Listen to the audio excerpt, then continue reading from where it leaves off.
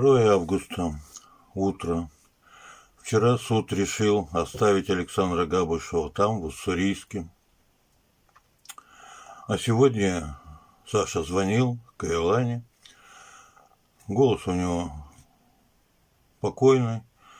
Он даже сам подчеркнул, что он собрался духом и наоборот просит нас не переживать.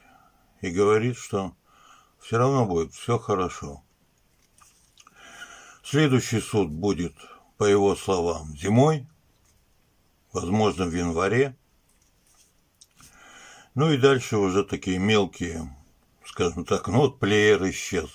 Он не знает, куда исчез. Плеер, это который мы вместе с вами покупали ему туда, в больницу в Уссурийске. Куда-то исчез. Ну, пока он ничего больше не просит, сказал, подумаю.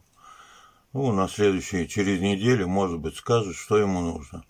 У нас есть добрая копилка, вы туда перечисляли. Там 19 тысяч рублей. Если он скажет, что ему надо, из продуктов, предметов, мы из этих средств ему купим. Из доброй копилки для Саши. Совет Сашин собраться духом я принимаю.